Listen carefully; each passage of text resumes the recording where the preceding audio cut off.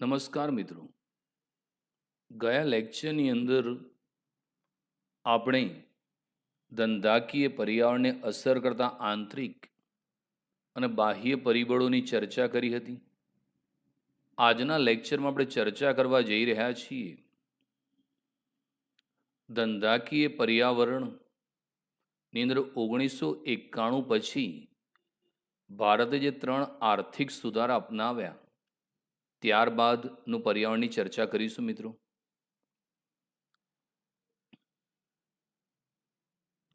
ઉદારીકરણ, ખાનગીકરણ અને વૈશ્વિકરણ, લિબરલાઇઝેશન, privatisation and globalisation.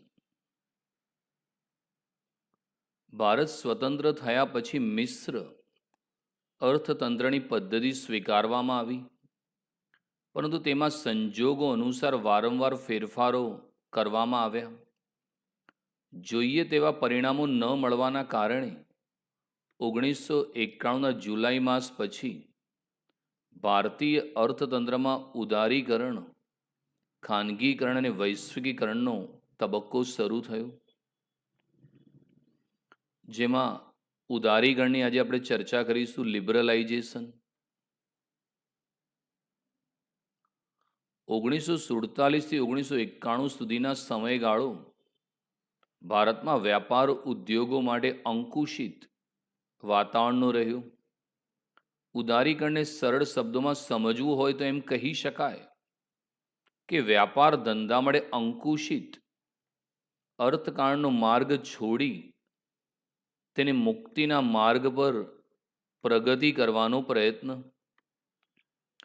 1991ના જુલાઈ માસ પછી ધંધાકીય અર્થવ્યવસ્થા પર વિવિધ પ્રકારના બંધનો અથવા પ્રતિબંધો મૂક્યા હતા. ઉદારીકરણની નવી વ્યવસ્થાના ભાગરૂપે ભારત સરકારે આ અંકુશને ક્રમશઃ હળવા બનાવવાની શરૂઆત કરી. કેટલાક ક્ષેત્રોમાં સંપૂર્ણપણે અને મહદઅંશે નાબૂદ કરવામાં આવ્યા. તો મિત્રો, ભારત જ્યારે આઝાદ થયું ત્યારે એની પાસે 2 રસ્તા હતા. અમેરિકા, જાપાન, ઇંગ્લેન્ડ જેવા દેશોએ મૂડીવાદી અર્થવ્યવસ્થા અપનાવીને વિકાસ કર્યો, જ્યારે ચીન, રશિયા, પોલેન્ડ જેવા સામ્યવાદી અને સમાજવાદી દેશોએ સમાજવાદની ઢબનાથી વિકાસ કર્યો. ભારતે આઝાદી બાદ શરૂઆતના જે વર્ષો હતા એમાં જે મુખ્ય ધંધા ઉદ્યોગો હતા એ સરકારે જાહેર ક્ષેત્ર માટે અનામત રાખેલા હતા, પરંતુ જાહેર ક્ષેત્ર જે હતા એ મોટે ભાગે બિનકાર્યક્ષમ બની ગયા હતા, દેવાના બોજમાં ડૂબી ગયેલા હતા અને વ્યાજની અસહ્ય ચૂકવણી કરવી પડતી હતી. પરિણામે 24મી જુલાઈ 1991ના રોજ ભારત એ 3 આર્થિક સુધારા અપનાવ્યા. કારણ કે ભારત દેવામાં ડૂબી ગયો હતો 1991 દરમિયાન, અને આપણે એ દેવામાંથી બહાર નીકળવા અમેરિકા, IMF સંસ્થા પાસેથી લોન લેવી પડી. ઇન્ટરનેશનલ મોનેટરી ફંડ અને જેને ભારતની આગળ 3 પ્રસ્તાવ રજૂ કર્યા કે ભારત જો આ 3 આર્થિક સુધારા અપનાવે તો એ ઝડપથી વિકાસ કરી શકશે. માટે ભારતે ઉદારીકરણ, ખાનગીકરણ અને વૈશ્વિકીકરણનો માર્ગ અપનાવ્યો. ઉદારીકરણનો અર્થ એ થાય કે સરકારી અંકુશો, નિયંત્રણો અને અન્ય માર્ગો જે હસ્તક્ષેપ કરવામાં આવતો હોય તેમાં ક્રમશઃ ઘટાડો કરવો, એને ઉદારીકરણ કહેવામાં આવે. એટલે 1991 પહેલાં સરકારે ખાનગી ક્ષેત્ર પર ઘણા બધા અંકુશો અને નિયંત્રણો મૂક્યા હતા, પરંતુ ઉદારીકરણના ભાગરૂપે સરકારે ક્રમશઃ પોતાના જે અંકુશો છે એને હળવા બનાવવાની શરૂઆત કરી અને ઘણા બધા ક્ષેત્રોમાંથી સરકારે પોતાના અંકુશો ક્રમશઃ રદ કરી દીધા. એક છે ભારતીય ઉદ્યોગોમાં પરદેશના મૂડીરોકાણ ઉપર પ્રતિબંધ હતો, જે હટાવવામાં આવ્યો અને પરદેશી ધંધાર્થીઓ કે રોકાણકારોએ ભારતીય ઉદ્યોગોમાં રોકાણ કરવું હોય તો તે માટેની મહત્તમ મર્યાદા વધારવામાં આવી છે.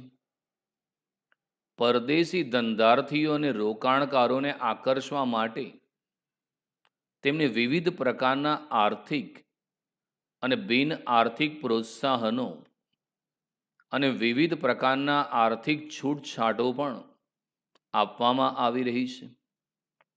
તો મિત્રો 1991 પહેલાં ભારતીય ઉદ્યોગોની અંદર વિદેશનો મૂડીરોકાણ પર પ્રતિબંધ હતો. એટલે વિદેશી કંપની કે વિદેશી વ્યક્તિ એ ભારતના ઉદ્યોગમાં સીધે સીધું મૂડીરોકાણ નહોતો કરી શકતો, જેને કારણે વિદેશનું મૂડીરોકાણ ભારતના અર્થતંત્રમાં નહોતું આવતું, જેને FDI કહેવાય, ફોરેન ડાયરેક્ટ ઇન્વેસ્ટમેન્ટ. પણ 1991 બાદ ભારત સરકારે વિદેશી રોકાણકારો અને વિદેશી સંસ્થાઓને આકર્ષવા માટે વિવિધ પ્રકારના પ્રોત્સાહનો જાહેર કર્યા, જેને કારણે વિદેશની ઘણી બધી કંપનીઓ ભારતના ઉદ્યોગોમાં મૂડીરોકાણ કરી રહી છે. મિત્રો, હાલ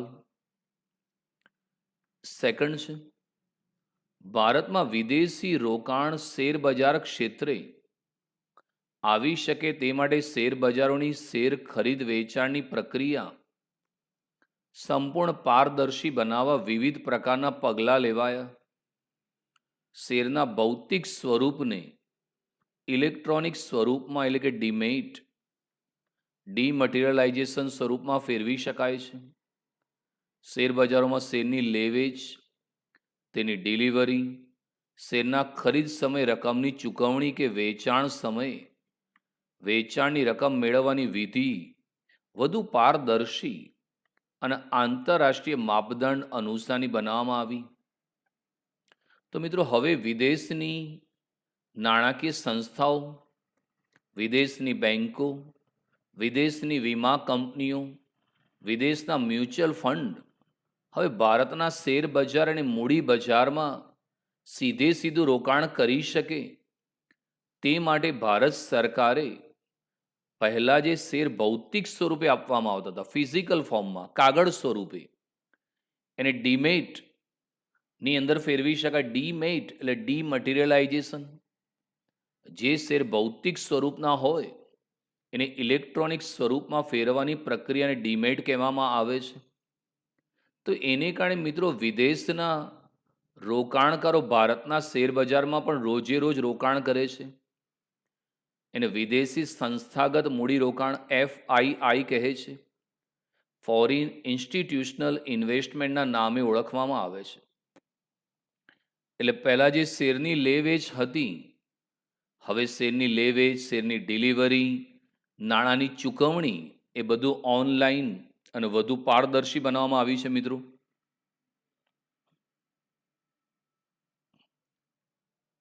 સરકારે કર માળખાને વધુ સરળ તથા પારદર્શી બનાવવા માટે પગલાં લેવાના શરૂ કર્યા. વેચાણ વેરો, આબકારી જકાત વગેરેની સરળીકરણની પ્રક્રિયા શરૂ થઈ. કર માળખામાં પણ નિયંત્રણો હળવા કરવામાં આવ્યા. તાજેતરમાં ભારત સરકારે માલ અને સેવા વેરો, goods and service tax GST લાગુ કરવાની પ્રક્રિયા કરી છે. કર માળખાને પારદર્શક બનાવવાની દિશામાં અત્યંત મહત્વનું પગલું છે. તો મિત્રો, ભારતની અંદર જે કરવેરાનું માળખું છે એ અત્યંત જટિલ હતું. જુદા જુદા રાજ્યની અંદર જુદા જુદા પ્રકારના કરવેરા લેવામાં આવતા હતા. એને કારણે તકલીફ એ થતી કે એક રાજ્યની અંદર વસ્તુ મોંઘી મળતી તો બીજા રાજ્યમાં વસ્તુ સસ્તી હતી, કારણ કે દરેક રાજ્ય પોતાની રીતે વેચાણ વેરો, આબકારી જકાત ઉઘરાવતું હતું. તો પછી ભારત સરકારે one nation one tax policy લાગુ કરી અને જુદા જુદા વેરાઓને ભેગા કરીને 2017માં જીએસટીનો કાયદો પસાર કર્યો, ગુડ્સ એન્ડ સર્વિસ ટેક્સ, જેને કારણે ભારતમાં તમામ વસ્તુ અને સેવાઓ એક સરખા ભાવે વેચી શકાય છે, જે અત્યંત મહત્વનું પગલું છે મિત્રો. ભારતમાં ચલણ રૂપિયાને નવી સંજ્ઞા આપવામાં આવી. ભારતીય રૂપિયાને કેટલીક શરતોને આધીન મુક્ત કરવામાં આવ્યો. તો મિત્રો, ભારતનું જે ચલણ છે રૂપિયો, તો એને પણ એક સ્પેશિયલ સંજ્ઞા, જેમ ડોલર પાઉન્ડની સંજ્ઞા છે એમ રૂપિયાને પણ એક નવી સંજ્ઞા આપવામાં આવી. અને ભારતીય રૂપિયો છે એને મુક્ત કરવામાં આવ્યું. એટલે આજે રૂપિયાનું મૂલ્ય ડોલરમાં, પાઉન્ડમાં, યેનમાં, યુઆનમાં માપી શકાય છે. અને વિશ્વના ઘણા બધા દેશોમાં હવે ભારત રૂપિયાની અંદર જ એમની સાથે વેપાર કરી રહી છે. ભારતમાંથી પરવાના રાજની લગભગ નાબૂદી કરવામાં આવી છે. ઉદારીકરણ પહેલા લગભગ મોટા ભાગના ઉદ્યોગો પરવાના આધારિત હતા. હવે ઉદારીકરણના ભાગરૂપે વર્તમાનમાં આ પ્રમાણો નહિવત છે. પરવાના રાજ, પરવાનો એટલે લાયસન્સ. પહેલા ભારતની અંદર લાયસન્સ પ્રથા હતી. દરેક ક્ષેત્રે લાયસન્સની જરૂરિયાત હતી. પણ સરકારે ધીમે ધીમે હવે લાયસન્સની પ્રથા રદ કરી. એટલે હવે કોઈ પણ ધંધા ઉદ્યોગ જે છે એમાં મૂડીરોકાણ કરવા માટે સરકારના લાયસન્સની કોઈ જરૂરિયાત નથી. જો તમારો ધંધો કોઈ સંવેદનશીલ અથવા પર્યાવરણની રીતે જોખમકારક હોય તો જ તમારે સરકાર પાસેથી લાયસન્સ લેવાની જરૂરિયાત છે. એ સિવાય કોઈએ લાયસન્સની જરૂરિયાત નથી. એટલે ભારતમાંથી પરવાના પદ્ધતિ નાબૂદ કરી છે. એટલે આજે કોઈ પણ ધંધો ઉદ્યોગ તમે શરૂ કરી શકો છો. ભારતમાંથી નિકાસો વધે તે માટે સંકલિત પ્રયાસો કરવામાં આવ્યા. ભારતીય ઉદ્યોગોને નિકાસ માટે હાલમાં વિવિધ પ્રોત્સાહનો પૂરા પાડવામાં આવી રહ્યા છે. આયાત જકાતોના દરમાં પણ ઘટાડો થયો છે. તો ભારતની નિકાસ વધે એ માટે સરકારે જુદા જુદા વિસ્તારમાં સ્પેશિયલ ઇકોનોમિક ઝોન બનાવ્યા છે, જ્યાં ઉદ્યોગોને સરકાર દ્વારા વિવિધ પ્રકારના પ્રોત્સાહનો આપવામાં આવી રહ્યા છે, જેથી ભારતીય ઉદ્યોગો વિદેશમાં પોતાની વસ્તુની નિકાસ કરી શકે. સરકારે જે જકાત લેવામાં આવતી હતી એ જકાતના પ્રમાણમાં પણ મિત્રો ઘણો ઘટાડો કર્યો છે. વિદેશી હુંડિયામણની પરિસ્થિતિ ભારત માટે સુધરતા હાલમાં વિદેશી વિનિમય સંચાલન ધારો ફેમા, ફોરિન એક્સચેન્જ મેનેજમેન્ટ એક્ટ અસ્તિત્વમાં છે. અને જુદો કાયદો વિદેશી વિનિમય નિયંત્રણ ધારો, ફોરિન એક્સચેન્જ રેગ્યુલેશન એક્ટને રદ કરવામાં આવ્યો છે. કાયદાના નામથી જ એવું સમજાય છે કે હવે વિદેશી હુંડિયામણનો પ્રવાહ આપણા દેશના વેપાર ધંધાના વિકાસ માટે મળે તે સંચાલન કરવાનું છે. વિદેશી હુંડિયામણ પરનો પ્રતિબંધનો હવે પ્રશ્ન રહેતો નથી. તો આઝાદી બાદ ભારતમાં ફેરા નામનો કાયદો હતો, ફોરિન એક્સચેન્જ રેગ્યુલેશન એક્ટ, એટલે વિદેશી વિનિમય નિયંત્રણ ધારો હતો. એ ધારા હેઠળ ઘણા બધા વિદેશી હુંડિયામણ પર નિયંત્રણ મૂકવામાં આવેલા. પણ ત્યારબાદ ભારત સરકારે કાયદો સુધારીને ફેમા, ફોરિન એક્સચેન્જ મેનેજમેન્ટ એક્ટ કર્યો છે, જેથી વિદેશી હુંડિયામણનો વધુ ને વધુ પ્રવાહ ભારત તરફ આવી રહ્યો છે. મિત્રો,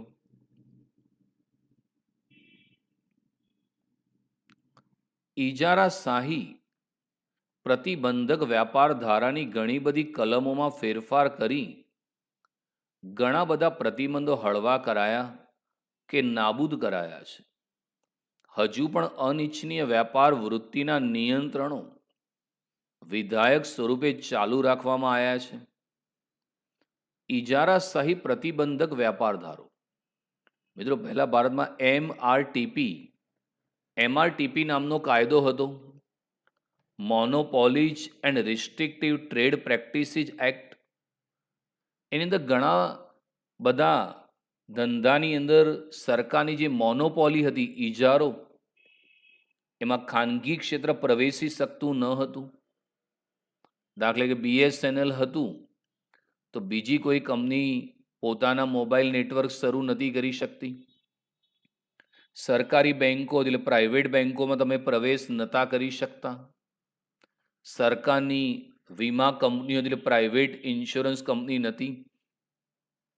પણ સરકારે હવે MRTPને બદલીને કોમ્પિટિશન એક્ટ એટલે પહેલાં જે ઇજારાનો કાયદો હતો એમાં સુધારો કરીને કોમ્પિટિશન એક્ટ કર્યો છે. એટલે ઘણા બધા ક્ષેત્રોની અંદર ખાનગી ક્ષેત્રને પણ પ્રવેશ માટે છૂટ આપવામાં આવી છે મિત્રો.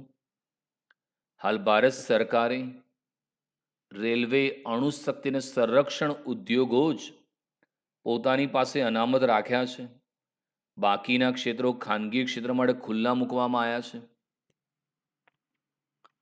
રિઝર્વ બેંક ઓફ ઇન્ડિયાએ ભારતમાં બેન્કોને થાપણો પર અને ધિરાણ પરના વ્યાજનો દર નક્કી કરવા માટે કેટલીક શરતોને આધીન હાલમાં સ્વતંત્રતા આપી છે, જે અગાઉ મળતી ન હતી. તો મિત્રો, ભારતની તમામ બેન્કો પર રિઝર્વ બેંક ઓફ ઇન્ડિયાનું નિયંત્રણ છે.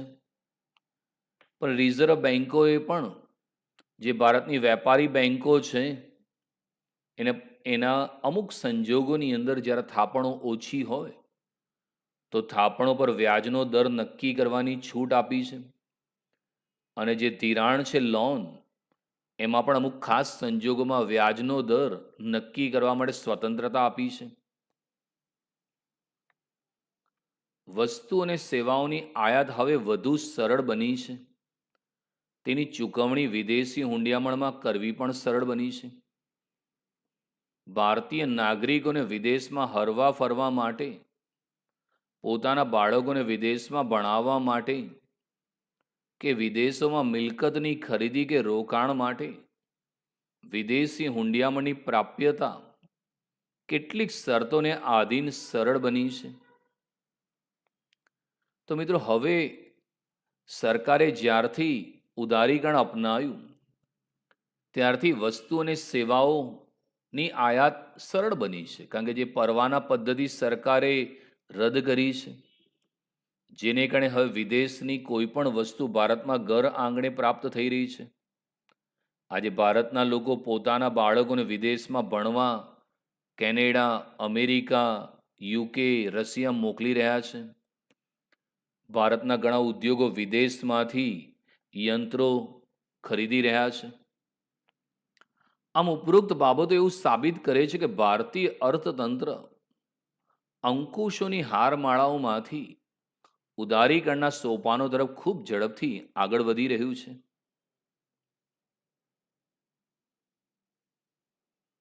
હવે લઈએ છીએ મિત્રો ખાનગીકરણ, પ્રાઇવેટાઇઝેશનની ચર્ચા કરીએ છીએ. ખાનગીકરણ એટલે જાહેર સાહસોની માલિકી અને સંચાલન ઉપરનો અંકુશ ખાનગી ક્ષેત્રના એકમો અથવા કંપનીને આપવો, એટલે જાહેર સાહસોનું સંચાલન અને માલિકી ખાનગી એકમોને સોંપવાની પ્રક્રિયા.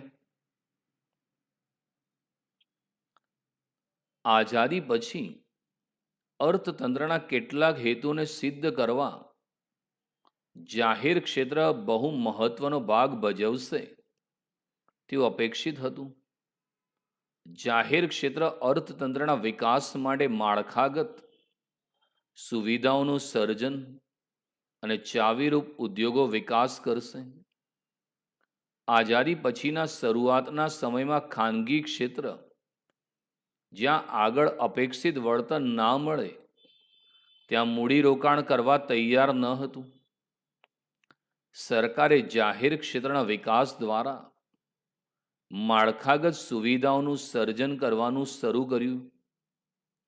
અર્થતંત્રમાં જરૂરી માલસામાન અને સેવાઓનું ઉત્પાદન જાહેર ક્ષેત્ર દ્વારા થયું. પંચવર્ષીય યોજનાઓમાં પણ જાહેર ક્ષેત્રને ખૂબ મહત્વ આપવામાં આવ્યું હતું. ખાનગીકરણ ખાનગીકરણનો મતલબ એ થયો મિત્રો, સરકાર જાહેર ક્ષેત્રના એકમોની માલિકી અને સંચાલન એ ખાનગી એકમોને સોંપી દે, એને ખાનગીકરણ કહેવામાં આવે. એટલે કે જે ઉદ્યોગોની માલિકી પહેલાં સરકારની હતી, પણ સરકાર એ ઉદ્યોગોની માલિકી ખાનગી વ્યક્તિ કે પેઢીઓને સોંપી દે, એને ખાનગીકરણ કહેવામાં આવે. ભારત જ્યારે આઝાદ થયું 1947માં, તો ભારત સરકારે ઝડપી આર્થિક વિકાસ સિદ્ધ કરવા માટે મોટા પાયાના અને ચાવીરૂપ જે ઉદ્યોગો હતા, જેમાં મૂડીરોકાણ વધુ હતું, જોખમ વધુ હતું, તો એમાં ખાનગી ક્ષેત્ર મૂડીરોકાણ કરવા તૈયાર ન હતું. જેથી ભારત સરકારે એવું નક્કી કર્યું કે ભારતમાં જે મૂળભૂત પાયાના ચાવીરૂપ ઉદ્યોગો છે, એ તમામ ક્ષેત્રનો વિકાસ સરકાર જાહેર ક્ષેત્ર દ્વારા થશે. અને ખાસ કરીને બીજી અને ત્રીજી જે પંચવર્ષીય યોજનાઓ છે, એમાં પણ જાહેર ક્ષેત્રના વિકાસને ખૂબ જ વધુ મહત્વ આપવામાં આવ્યું હતું. સરકારે પોતાનું વધુ ધ્યાન શિક્ષણ અને માળખાગત સુવિધાઓ ઊભી કરવા તરફ આપવાનું શરૂ કર્યું.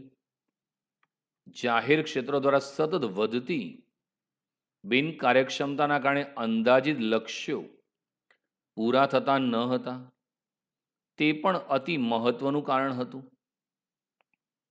જાહેર ક્ષેત્રની બિનકાર્યક્ષમતાના ઘણા કારણો હતા, જેવા કે અમલદારશાહી, જૂની ટેકનોલોજી, લાંચ રૂશ્વતનું વધતું પ્રમાણ, જવાબદારીનો અભાવ, કર્મચારી યુનિયનનો સતત વધતો જતો પ્રભાવ, રાજકીય દખલગીરી.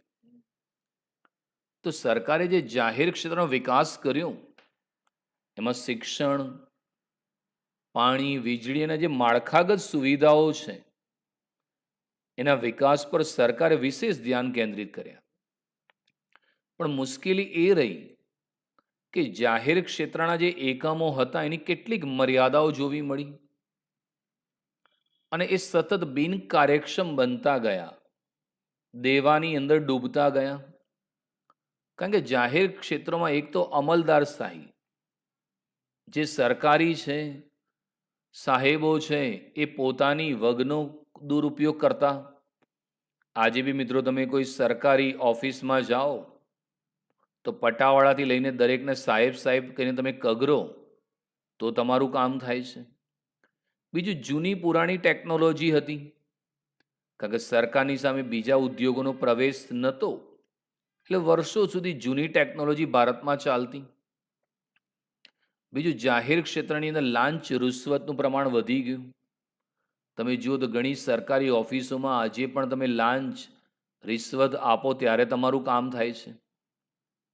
કોઈ પણ પ્રકારની જવાબદારી કોઈ અધિકારી સ્વીકારવા તૈયાર નથી. અને જાહેર ક્ષેત્રમાં જે કર્મચારીના યુનિયનો બને છે, એ સતત સરકારી કામમાં દખલગીરી કરે છે.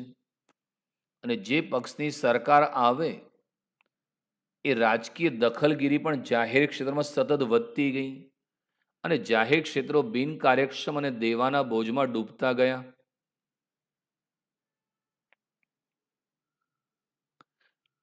ખાનગીકરણની હકારાત્મક અસરો: એક, કાર્યક્ષમતામાં વધારો, રાજકીય દખલગીરીનો અભાવ, ગુણવત્તાયુક્ત વસ્તુ કે સેવા, વ્યવસ્થિત માર્કેટિંગ, અત્યાધુનિક ટેકનોલોજીનો ઉપયોગ, જવાબદારીના ધોરણની સ્થાપના અને તેનો અમલ, હરીફાઈના વાતાવરણનું સર્જન, નવી શોધખોળનો લાભ, સર્જનાત્મકતા અને નવીનતાનો લાભ, ઉત્પાદનના સાધનનો મહત્તમ ઉપયોગ, માળખાગત સુવિધાઓનું સર્જન. એટલે સરકારે પછી ખાનગીકરણની પ્રક્રિયા આગળ વધી અને જે જાહેર ક્ષેત્રો બિનકાર્યક્ષમ હતા અને દેવાના બોજમાં ડૂબી ગયેલા, તો સરકારે એમાં ખાનગીકરણ અપનાવ્યું. એમાં સરકારે વિમૂડીકરણ, ડિસઇન્વેસ્ટમેન્ટ અપનાવ્યું.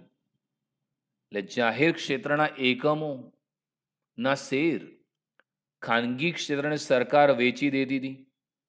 એમાં ઘણા ક્ષેત્રમાં સંપૂર્ણ શેર ખાનગી ક્ષેત્રને વેચીને સંપૂર્ણ વિમૂડીકરણ કરવામાં આવ્યું. જ્યારે કેટલાક ક્ષેત્રમાં આંશિક વિમૂડીકરણ કરવામાં આવ્યું. અને એ જે ખાનગીકરણ થયું એની કેટલીક હકારાત્મક અસરો હતી.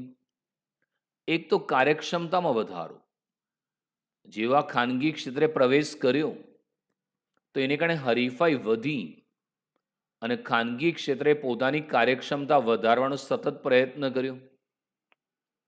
બીજું, ખાનગી ક્ષેત્રમાં રાજકીય દખલગીરીનો અભાવ હતો. કારણ કે જાહેર ક્ષેત્રમાં જેની પણ સરકાર હોય એની દખલગીરી વધુ હતી, જ્યારે ખાનગી ક્ષેત્રમાં દખલગીરીનો અભાવ હતો. લોકોને ગુણવત્તાયુક્ત વસ્તુઓને સેવાઓ પ્રાપ્ત થઈ. આજે તમે મોબાઈલ ક્ષેત્રે તમે જો 4G ટેકનોલોજી પણ ભારતના લોકો ઉપયોગ કરી રહ્યા છે અને 2022માં 5G પણ સ્ટાર્ટ થવાની છે. એટલે જો જાહેર ક્ષેત્રમાં BSNL હોત તો હજી સુધી આપણે આટલી ટેકનોલોજી સુધી ના પહોંચી શક્યા હોત. વ્યવસ્થિત માર્કેટિંગ. ખાનગી ક્ષેત્ર પોતાની વસ્તુ વેચવા વ્યવસ્થિત રીતે માર્કેટિંગ કરી રહી છે. અત્યાધુનિક ટેકનોલોજી. કારણ કે ખાનગી ક્ષેત્રે મિત્રો હરીફાઈ વધી એટલે દરેક કંપનીઓ બીજી કંપનીથી આગળ નીકળવા લેટેસ્ટ ટેકનોલોજી વાપરી રહી છે. જવાબદારીના ધોરણની સ્થાપના. ખાનગી ક્ષેત્રે પોતાની જે જવાબદારી છે એનો સ્વીકાર કર્યો છે. દેશમાં હરીફાઈના વાતાવરણનું સર્જન થયું અને જ્યાં તીવ્ર હરીફાઈ હતી એવા ઇલેક્ટ્રોનિક વસ્તુઓના ભાવમાં પણ સતત ઘટાડો થયો છે. નવી શોધખોળનો લાભ. ખાનગીકરણ કર્યા બાદ ખાનગી ક્ષેત્ર દરેકની અંદર નવી શોધખોળ કરી રહી છે, જેથી ગ્રાહકોને લેટેસ્ટ ટેકનોલોજીવાળી વસ્તુ ઘર આંગણે મળી રહી છે. સર્જનાત્મકતા અને નવીનતાનો લાભ. દરેક ક્ષેત્રે નવી વસ્તુઓ બજારની અંદર આવી રહી છે. વસ્તુના રૂપ, રંગ, આકાર, કદમાં ફેરફાર થયો. સેવાઓની અંદર પણ ઝડપી ફેરફાર થયો. દેશમાં જે ઉત્પાદનના સાધનો છે એનો શ્રેષ્ઠ ઉપયોગ થઈ રહ્યો છે અને માળખાગત જે સુવિધા છે, શિક્ષણ, આરોગ્ય, બેન્કિંગ, વીમો, એમાં સતત સુધારો થઈ રહ્યો છે મિત્રો. ખાનગીકરણની નકારાત્મક અસરો. કર્મચારીઓનું શોષણ. ઉચ્ચ સંચાલકો દ્વારા સત્તાનો દુરુપયોગ. આવક અને સંપત્તિની અસમાન વહેંચણી. કર્મચારીઓને નોકરીની સલામતીનો અભાવ. નફાને વધુ પ્રાથમિકતા. ગ્રાહકોનું શોષણ વગેરે.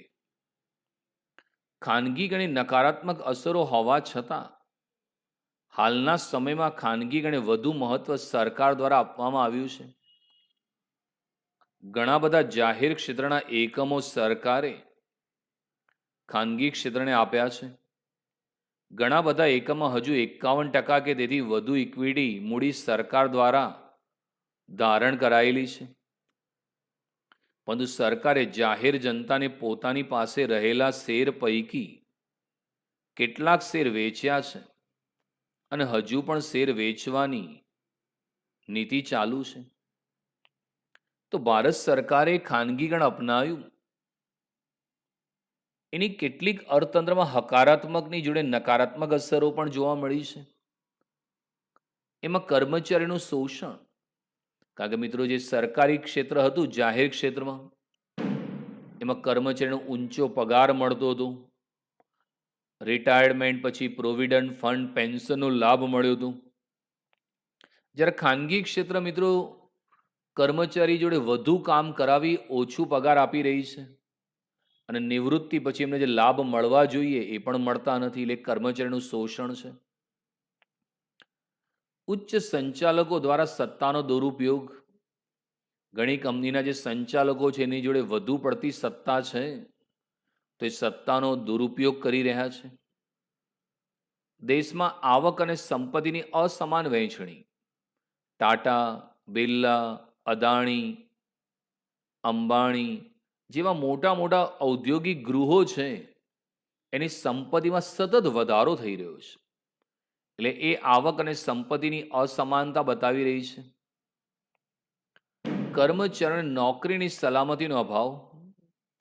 મિત્રો, ખાનગી ક્ષેત્રમાં કોઈ નોકરીની સલામતી નથી. એ લોકો ગમે ત્યારે પણ કર્મચારીને છૂટા કરી શકે છે. નફાને વધુ પ્રાથમિકતા. ખાનગી ક્ષેત્રનો મુખ્ય હેતુ નફાનો છે અને નફો મેળવવા માટે એ ઊંચી કિંમતો વસૂલ કરે છે. એટલે ઘણી બધી વસ્તુઓ ઊંચા ભાવે બજારમાં વેચાઈ રહી છે. ગ્રાહકોનું શોષણ. ઘણા ખાનગી ક્ષેત્રો ભેગા મળીને જૂથ બનાવીને ગ્રાહકોનું શોષણ કરે છે. ઘણી પાયાની સુવિધાઓ ઘણી બધી મોંઘી બનતી જાય છે અને ખાનગી ક્ષેત્ર વધુ નફાની લાલચમાં છેતરપિંડી કરીને ગ્રાહકોને શોષણનો ભોગ બનાવી રહી છે. પણ ભલે મિત્રો, ખાનગીકરણની કેટલીક નકારાત્મક અસરો છે, પણ હાલના સમયમાં ભારત સરકાર ખાનગી ક્ષેત્રને વધુ મહત્વ આપી રહી છે. સરકાર જે જાહેર ક્ષેત્ર છે એના શેર ખાનગી ક્ષેત્રને વેચી રહી છે. આ 2022માં પણ સરકારે LIC ના પણ IPO લાવવાની વાત કરી છે. જે ઇન્ડિયન એરલાઇન્સ છે એનું પણ સરકારે વેચાણ ટાટા કંપનીને કરેલું છે મિત્રો. એટલે કેટલાક ક્ષેત્રોમાં સંપૂર્ણ ડિસઇન્વેસ્ટમેન્ટ થઈ ગયું છે 100%. અને કેટલાક ક્ષેત્રો એવા છે કે સરકારે 26 થી 49% શેર ખાનગી ક્ષેત્રને વેચ્યા છે, જ્યારે 51% શેર હજી પોતાની પાસે રાખીને અંકુશ જાળવી રાખ્યો છે. પણ આવનારા વર્ષોમાં સરકાર વધુ ને વધુ ખાનગીકરણ વેગ આપશે અને જાહેર ક્ષેત્ર છે એનું મહત્વ ધીમે ધીમે ઘટી રહ્યું છે મિત્રો. વૈશ્વિકીકરણ, ગ્લોબલાઇઝેશન. જ્યારે કોઈ પણ દેશ વિદેશી કંપનીઓને પોતાના દેશમાં ધંધો કરવાની મંજૂરી આપે અને પોતાના દેશની કંપનીઓને વિદેશોમાં ધંધો કરવાની મંજૂરી આપે તો તેને વૈશ્વિકીકરણ કહેવાય. પહેલાના સમયમાં દરેક દેશ પોતાના ધંધા ઉદ્યોગોને વિદેશી હરીફાઈ સામે રક્ષણ આપવાની નીતિ સ્વીકારતો હતું અને માટે વૈશ્વિકીકરણની નીતિ ઓછી સ્વીકાર્ય હતી. શરૂઆતમાં વિકસિત દેશોની કંપનીઓએ બીજા દેશોમાં વેપાર કરવાની શરૂઆત કરી અને પછી વિકસિત દેશોએ બીજા દેશોની કંપનીઓને પણ પોતાના દેશમાં ધંધો કરવાની પરવાનગી આપી. આથી વૈશ્વિકીકરણની શરૂઆત થઈ અને પછી વિકાસશીલ દેશો પણ આ પ્રક્રિયામાં જોડાયા. વૈશ્વિકીકરણ એ હકીકતમાં દ્વિમાર્ગીય પ્રક્રિયા છે. જે દેશમાં બહુરાષ્ટ્રીય કંપનીઓને ધંધો કરવા મંજૂરી મળે છે તે દેશમાં રહેલી કંપનીઓને પણ વિદેશોમાં ધંધો કરવાની મંજૂરી મળે છે. આમ દેશના ધંધા ઉદ્યોગનું આંતરરાષ્ટ્રીયકરણ થતું જોવા મળે છે. સમગ્ર વિશ્વના ધંધા ઉદ્યોગોનો વિકાસ થાય તે માટે વૈશ્વિક ધોરણે એક વ્યવસ્થાની રચના જરૂરી બની. વિશ્વ વ્યાપાર સંગઠન WTO, યાદ રાખજો મિત્રો ફૂલ ફોર્મ, વર્લ્ડ ટ્રેડ ઓર્ગેનાઇઝેશનનું સપનું સાકાર થયું. આ સંગઠન સમગ્ર વિશ્વમાં ધંધા ઉદ્યોગનો વિકાસ થાય તે માટે પ્રયત્નશીલ છે. આ સંગઠન પોતાના સભ્ય દેશોના વૈશ્વિકીકરણના માર્ગમાં આવતા અવરોધોને દૂર કરવાના પ્રયત્ન કરે છે. ભારત આ સંગઠનમાં સ્થાપના થઈ ત્યારથી જ સભ્ય છે. તેથી વૈશ્વિકીકરણની પ્રક્રિયા ભારતમાં થોડી વધુ સરળ બની. વૈશ્વિકીકરણની નીતિ સ્વીકારવાના ભાગરૂપે ભારતે વેપાર અને ટેરિફ અંગેનો સામાન્ય કરાર, general agreement on trade and tariff GATT, એનું ફૂલ ફોર્મ પણ પૂછી શકાય મિત્રો, નો સ્વીકાર કર્યો. વિદેશી પેદાશો કે સેવાઓની દેશની અંદર આયાત કરવાની મંજૂરી કેટલીક શરતોને આધીન રહીને આપી. સેવા ક્ષેત્રના અતિ ઝડપી વિકાસ માટે વૈશ્વિકીકરણ જવાબદાર બન્યું છે. બેન્કિંગ, વીમો, પરિવહન, સંદેશા વ્યવહાર ક્ષેત્રે દેશની રાજકીય સરહદોની મર્યાદા દૂર થાય છે અને કંપનીઓ આવી સેવાઓ વિશ્વના મોટા ભાગના દેશો સુધી પહોંચાડી શકી છે. એટલે કે સમગ્ર વિશ્વ એક ગામડું બનેલ છે.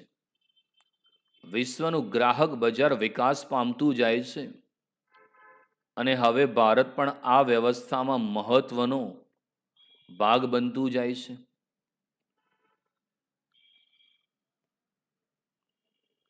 તો મિત્રો, ભારત સરકારે ત્રીજો જે આર્થિક સુધારો અપનાવ્યો વૈશ્વિકીકરણ હતું. દેશના અર્થતંત્રને વિશ્વના અર્થતંત્ર સાથે વધુ ને વધુ સાંકળવાની જે પ્રક્રિયા છે એને વૈશ્વિકીકરણ કહેવાય. જ્યારે કોઈ પણ દેશ પોતાના ધંધાને વિદેશના ધંધાઓ સાથે ધંધો કરવાની મંજૂરી આપે, વિદેશી કંપનીઓને પોતાના દેશમાં ધંધો કરવાની મંજૂરી આપે, એને વૈશ્વિકીકરણ કહેવાય. અગાઉના સમયની અંદર દરેક દેશ પોતાના જે દેશના ધંધા ઉદ્યોગ છે એને વિદેશના ધંધાની સામે હરીફાઈમાં રક્ષણ આપવાની નીતિ સ્વીકારતી હતી. પણ ત્યારબાદ જ્યારે વૈશ્વિકીકરણ અપનાવ્યું ત્યારે સરકાર બીજા દેશની જે કંપનીઓ છે એને પોતાના દેશમાં પ્રવેશ આપી રહી છે, જેથી વિકસિત દેશો એ બીજા દેશોમાં પણ પોતાના ધંધો કરવાની પરવાનગી આપી અને વિકાસશીલ દેશો પણ હવે ધીમે ધીમે બીજા દેશોમાં જઈ રહ્યા છે. એકચ્યુઅલી આ વ્યાપારનું આંતરરાષ્ટ્રીયકરણ છે. આજે ભારતમાં વિદેશી ઘણી બધી કંપનીઓ 1991 બાદ ભારતમાં પોતાના પ્લાન્ટ ઉદ્યોગો શરૂ કરી રહી છે. તો ભારતની પણ ઘણી બધી કંપનીઓ વિદેશની અંદર પોતાના કારખાના શરૂઆત કરી રહી છે. મિત્રો, જે વૈશ્વિકીકરણની દિશા છે, આ એક પ્રકારના ધંધા ઉદ્યોગનું આંતરરાષ્ટ્રીયકરણ છે. સમગ્ર વિશ્વનો એક વ્યાપાર મંચ રચાય, બધા દેશના વેપારીઓ ઉદ્યોગપતિઓ ભેગા મળીને વેપાર કરે માટે WTOની સ્થાપના થઈ, વર્લ્ડ ટ્રેડ ઓર્ગેનાઇઝેશન. તો ભારત 1995માં WTOનું સભ્ય છે. WTOનું મુખ્ય કામ આંતરરાષ્ટ્રીય વેપારમાં જે અવરોધો આવે છે એને દૂર કરવાનું કામ કરે છે. અને 1995 ભારત સભ્ય બન્યું ત્યારથી ભારતે વૈશ્વિકીકરણની પ્રક્રિયામાં ખૂબ આગળ વધ્યું છે.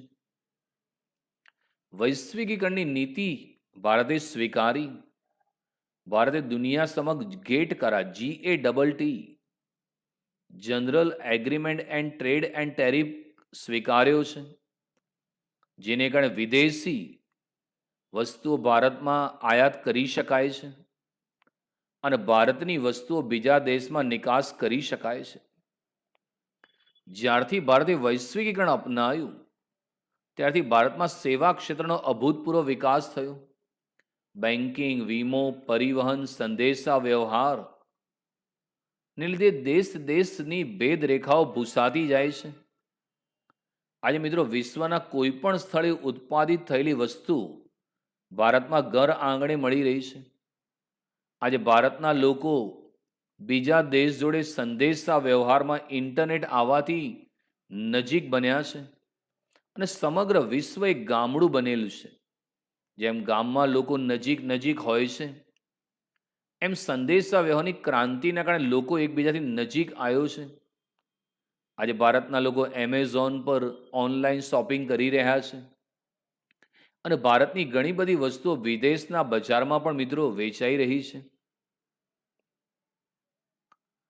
તો આ વૈશ્વિકીકરણની શું અર્થતંત્ર પર હકારાત્મક અસરો થઈ એ જાણીએ. મોટા પાયા પર ઉત્પાદન શક્ય બને છે. હરીફાઈમાં વધારો થવાથી ગ્રાહકોના હકનું રક્ષણ થાય છે. ગ્રાહકોને નવતર અને પરવડી શકે તેવી ટેકનોલોજી પ્રાપ્ત થાય છે. ગુણવત્તાવાળી વસ્તુ કે સેવાની કિંમતમાં ઘટાડો થતાં વધુ ગ્રાહકો તેનો ઉપયોગ કરી શકે છે. રોજગારીની તકોનું સર્જન થાય છે. દેશમાં માળખાગત સુવિધાઓનું સર્જન ઝડપી બને છે. શિક્ષણનું મહત્વ વધતા દેશમાં શિક્ષણનું પ્રમાણ વધે છે. નવા ઉદ્યોગોની સ્થાપના સરળ બને છે. સમગ્ર વિશ્વ એક ગામડું બનતું જાય છે. સરકારી અમલદારશાહી અને તુમારશાહીમાંથી મુક્તિ મળે છે. તો જ્યારથી મિત્રો ભારતે વૈશ્વિકીકરણ અપનાવ્યું ત્યારબાદ વિદેશની કંપનીઓ પણ ભારતમાં પ્રવેશી. પહેલા ફક્ત ભારતની કંપનીઓ ઉત્પાદન કરતી હતી. હવે વિદેશી કંપનીઓ પણ ઉત્પાદન કરી રહી છે, જેને કારણે ભારતમાં મોટા પાયા પર ઉત્પાદન શક્ય બન્યું છે. પહેલા ઘણા બધા ક્ષેત્રોમાં વસ્તુની અછત હતી, તો અછતનો માહોલ દૂર થયો છે. બીજું, હરીફાઈમાં વધારો થવાથી ગ્રાહકોના હકનું રક્ષણ થાય છે.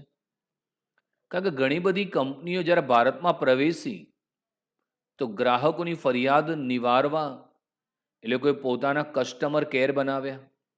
આજે સેમસંગ કેર, એલજી કેર, સોની કેર તમે જોયા હશે, જે ગ્રાહકની ફરિયાદો સાંભળે એ દૂર કરવાનો પ્રયત્ન કરે છે. એમના ટોલ ફ્રી નંબર એ લોકો આપે છે, એમનું ઈમેલ એડ્રેસ પણ એ લોકો આપી રહ્યા છે.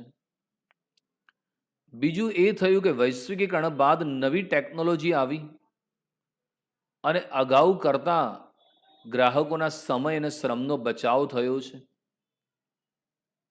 ગુણવત્તાવાળી વસ્તુ કે સેવાની કિંમતમાં ઘટાડો થતાં ગ્રાહક તેનો ઉપયોગ કરી શકે છે. શરૂઆતમાં ટેલિવિઝન, એસી, મોબાઈલ ખૂબ મોંઘા હતા, પણ એક પછી એક નવી કંપની આવતી ગઈ તો એ ઇલેક્ટ્રોનિક વસ્તુઓની ગુણવત્તામાં સુધારો થયો, સાથે એમની જે કિંમત છે એમાં પણ ઘણો બધો ઘટાડો જોવા મળે છે. રોજગારની તકોનું સર્જન, ભારતમાં જેટલી નવી કંપનીઓ આવતી જાય છે એટલી ભારતમાં નવી નવી રોજગારની તકોનું સર્જન થઈ રહ્યું છે. દેશમાં જે માળખાગત સુવિધાઓ હતી એ માળખાગત સુવિધાઓ શિક્ષણ, આરોગ્ય, વાહન વ્યવહાર, સંદેશાવ્યવહાર, બેન્કિંગ, વીમો એમાં ઝડપી સુધારો જોવા મળ્યો. શિક્ષણનું મહત્વ વધતા દેશમાં શિક્ષણનું પ્રમાણ વધ્યું. કારણ કે હવે ભારતના લોકોએ જો સારી કંપનીમાં નોકરી લેવી હશે તો વધારે સારું શિક્ષણ લેવું પડશે. એટલે ભારતમાં સાક્ષરતાનો દર સતત વધી રહ્યો છે અને ઉચ્ચ લાયકાત ધરાવતા કોર્સોની માંગમાં વધારો થયો છે. નવા ઉદ્યોગની સ્થાપના સરળ બની છે. પહેલાં જે સરકાર જોડે લાયસન્સ પરવાનું લેવો પડતો હતો, હવે રદ થયો છે. આજે ભારતમાં કોઈ પણ વ્યક્તિ ધંધા ઉદ્યોગ શરૂ કરી શકે છે. વિશ્વના લોકો એકબીજાથી નજીક આવ્યા છે. સમગ્ર વિશ્વ એક ગામડું બનતું જાય છે. અને જે સરકારી ક્ષેત્રે જે અમલદારશાહી, તુમારશાહી હતી, લાંચ, રિશ્વત, ભ્રષ્ટાચાર હતી, એમાંથી દેશને ધીમે ધીમે મુક્તિ મળી રહી છે. મિત્રો, વૈશ્વિકીકરણની નકારાત્મક અસરો, બજાર વ્યવસ્થાપનનું કાર્ય મુશ્કેલ બને છે અને ખર્ચમાં વધારો થાય છે. મિત્રો, વૈશ્વિકીકરણની કેટલીક નકારાત્મક અસરો પણ જોવા મળી. કારણ કે જ્યારે બીજા દેશની કંપનીઓ ભારતની અંદર આવી તો હવે ભારતની કંપનીઓને ટકવું ખૂબ જ મુશ્કેલ બન્યું છે. કારણ કે બીજા દેશ જોડે લેટેસ્ટ ટેકનોલોજી છે, વિશાળ પાયા પર મૂડી છે, મોટા પાયા પર જાહેરાત ખર્ચ કરી રહી છે. એની સામે ભારતના ઘણા ઉદ્યોગને ટકવાનું કાર્ય મુશ્કેલ બનતું જાય છે. મોજ શોખની વસ્તુઓ અને સેવાઓનું ઉત્પાદન અને વેચાણ જીવન જરૂરિયાતની ચીજવસ્તુઓ અને સેવાઓના ભોગે વધતું જાય છે. મિત્રો, ખરેખર દરેક વ્યક્તિએ પ્રથમ જીવન જરૂરિયાતની ચીજ વસ્તુઓ મેળવવી જોઈએ.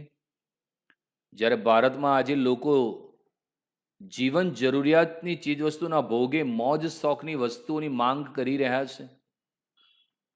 આલિશાન ગાડી, આલિશાન બંગલા, મોંઘા મોંઘા ડિયોડ્રન્ટ, બીજા દેશના શૂઝ, બીજા દેશના ચશ્મા, એવી વસ્તુઓની માંગ ભારતમાં સતત વધતી જાય છે. લોકોની માનસિકતામાં ધીમો સુધારો નવા પ્રશ્નો સર્જે છે. મિત્રો, લોકોની જે માનસિકતા છે, જ્યારથી વૈશ્વિકીકરણ અપનાવ્યું ત્યારથી લોકોની માનસિકતા એવી બની કે વિદેશની વસ્તુઓ સારી, ભારતની વસ્તુ ના લેવાય, મેડ ઇન ઇન્ડિયા ના લેવાય. એટલે આજે તમે ઇલેક્ટ્રોનિક વસ્તુઓમાં જુઓ, made in Japan, made in Korea, made in USA, એની માંગ ભારતમાં વધતી જાય છે. એટલે લોકોની માનસિકતામાં હજી સુધારો નથી આવી રહ્યો. એક દેશ કે ઉપખંડની આર્થિક સ્થિતિની અસર અન્ય દેશો પર ઝડપથી થાય. મિત્રો, જ્યારથી તમે વૈશ્વિકીકરણ અપનાવ્યું તો એક દેશમાં કોઈ મંદી આવે, એના ધંધા ઉદ્યોગો બંધ થાય તો એની અસર હવે બીજા દેશોની અંદર પણ સતત વધતી જાય છે. આવક અને સંપત્તિની અસમાનતામાં વધારો થતો જોવા મળે છે. મિત્રો, વૈશ્વિકીકરણ અપનાવ્યા પછી આવક અને સંપત્તિની અસમાનતા, આજે એમેઝોનના માલિકની સંપત્તિ સતત વધતી જાય છે. ટેસ્લાનો માલિક એલેન મસ્કની સંપત્તિ તમે જો સતત વધતી જાય છે. ગૂગલ, માઇક્રોસોફ્ટ, ફેસબુક, રિલાયન્સ, આવા ગ્રુપો જે છે એ મોટા ભાગના ધંધામાં પ્રવેશ્યા છે, જેને કારણે ભારત જેવા દેશમાં આવક અને સંપત્તિની અસમાનતા વધી છે. એક તરફ ગરીબીમાં એટલો ઘટાડો નથી થયો, જ્યારે જે ધનિક છે એ વધારે ધનિક બનતો જાય છે. સતત હરીફાઈના કારણે ઘણી વખત નીતિમત્તાનો ભોગ લેવાય છે. તો મિત્રો, જ્યાં પણ સતત હરીફાઈ છે ત્યાં હવે એક કંપની બીજી કંપનીને ખરીદી રહે છે. એટલે હરીફાઈ નથી કરતા, હવે ટેક ઓવર કરી લેવાનું. જે કંપનીની કોમ્પિટિશન વધુ હોય ને બજારમાંથી ખરીદી લો, એટલે નીતિમત્તાનો ભોગ લેવાઈ રહ્યો છે. મોટું કદ ધરાવતા એકમોને વધુ લાભ મળતા જાય છે અને નાના કદના એકમોના અસ્તિત્વમાં સંઘર્ષ છે. આજે મિત્રો શું છે કે એક બાજુ ભારતમાં નાની નાની દુકાનોમાં વસ્તુ લોકો વેચી રહ્યા છે, તો જ્યારે એમેઝોન ઓનલાઈન ગ્રાહકને સસ્તું વસ્તુ વેચી રહી છે, જેને કારણે ભારતના લાખો જે ધંધા ઉદ્યોગો છે એ સંઘર્ષ કરી રહ્યા છે અસ્તિત્વ ટકાવવા માટે. શિક્ષણનો વ્યાપ વિકાસના વ્યાપના પ્રમાણમાં ધીમો રહેતા કર્મચારીઓ સ્પર્ધાત્મક રીતે નબળા પુરવાર થાય છે. તો શિક્ષણનો જે વ્યાપ છે એ વધ્યો છે, પણ એ શિક્ષણનો વ્યાપ એ વિકાસના વ્યાપની કમ્પેરિઝનમાં ધીમો છે. એટલે ભારતમાં જે કાબેલ, બુદ્ધિશાળી ઇજનેર કે જે ટેકનિશિયન જોઈએ એની અછત દેખાઈ રહી છે. બહુરાષ્ટ્રીય કંપનીઓ પોતે જે દેશમાંથી શરૂ થઈ હોય તે દેશ પ્રત્યે સામાન્ય રીતે વધુ વફાદાર રહેતી જોવા મળે છે. વિદેશની કંપનીઓ મિત્રો ભારતમાં ધંધો કરવા આવી છે, એટલે એ બધું કમાઈને પોતાના દેશમાં લઈ જાય છે અને એ આપણા જેવા દેશોને વધુ વફાદાર રહેતી નથી. જેમ કે ભારતની કંપની હશે તો જો કમાશે તો ઘણો બધો લાભ ભારતના અર્થતંત્રને આપશે.